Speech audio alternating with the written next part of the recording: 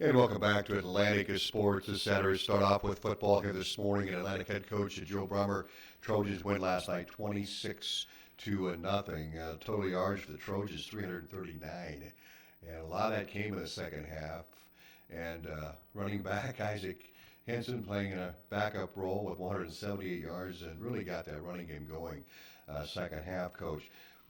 Let's talk about that. Led 13-0 at halftime. You scored on a turnover, first of all. The first score, Jarrett Armstrong with he slapped it and scooped it and scored. Talk about the start there.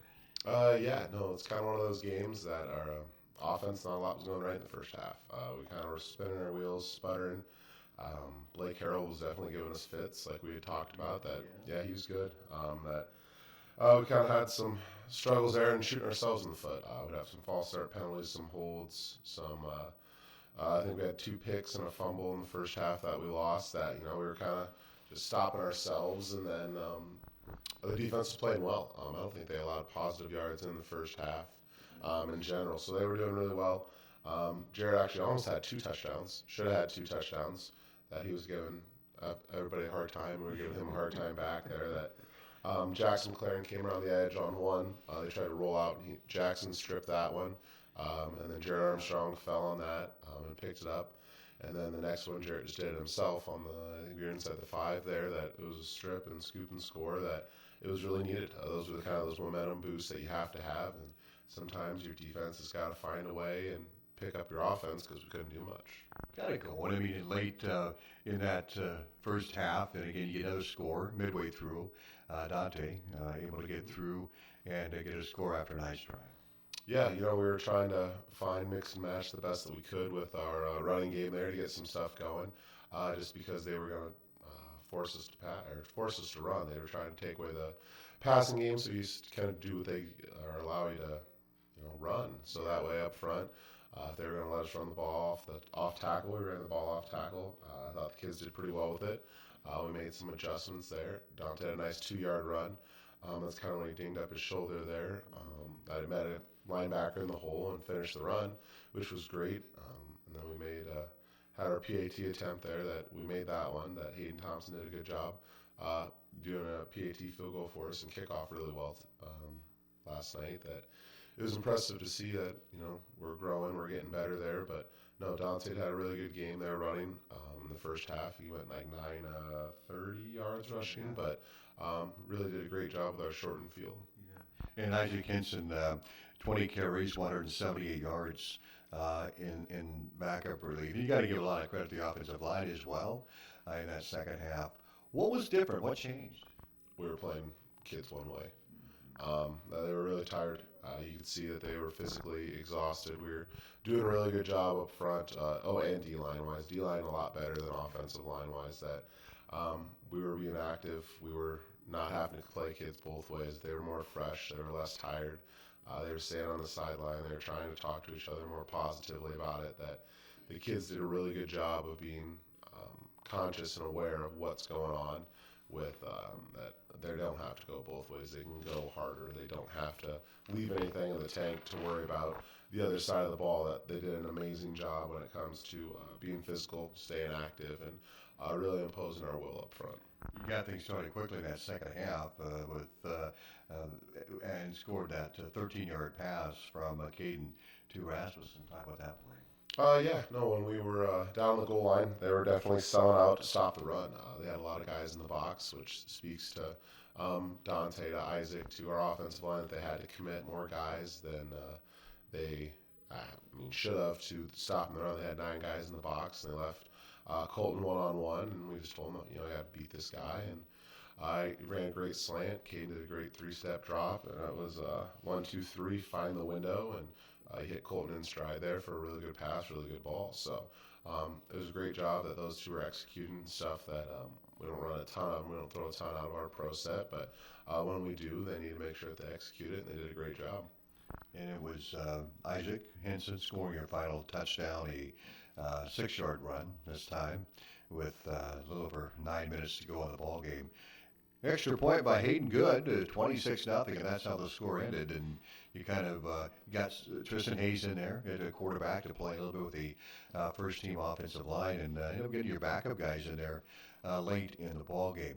So you got to be impressed, I guess, with the way this thing ended the second half. No, I'm happy with it. The kids did a good job with it. That Cole Park was doing a great job at tight end for us, blocking out there. That Cole came in. We were worried we might have to switch a number there with him, just to, if he had to go in, add a different spot there up front. We had a couple of nicks and bruises that the kids ended up doing just fine with. But no, on that toss play, Cole did a great job blocking Harold, kicked him out, stayed engaged, stayed locked in on his block, and allowed Isaac to score there. That kind of those offensive line, those tight ends don't get as much love and recognition. That Cole Park did a really good game. And Tanner O'Brien did really well for us as well. Tanner definitely got us going. He had a big catch down the sideline, big runs, finished everything with low pad level, looking for contact. That no, Tanner definitely did a great job as well out there. I think you mentioned after the game, the post game, he ran like a man tonight. He really did. And we got about the defense. Mundorf at D tackle and Sorensen and your linebackers really played well. Brendan Casey, they were tough, and D tackles I think paved the way for linebackers. You got pressure on the quarterback, and defensive backs were really good. Yeah, no, they did a great complete game on defense there. Secondary stayed in front of guys. We knew our assignments. We made it tough for Harold when he caught the ball. That we were there in coverage. He's just that good. But we were there. We're in the right position.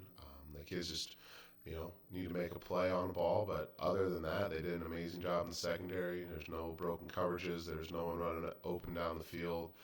Everybody was locked up, or at least within range that, they're in phase. They're there to make a play on the ball.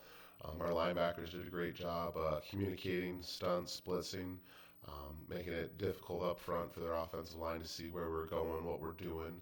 And no, our D-line played a really great game. You put pressure on the quarterback. I mean, obviously that was the strategy going in. And I know the young man, Cole Scammon had to hurry a lot of passes.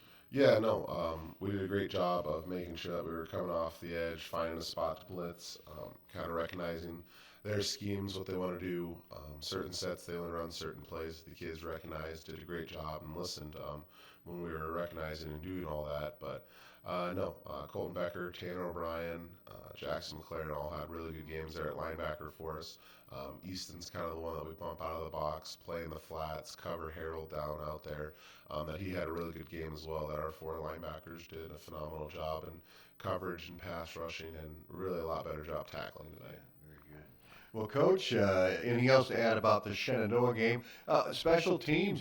Carter Pellis putting the ball. You found a punter here, and he has been consistent the last two games against Kemper, and he had some boomers again last night.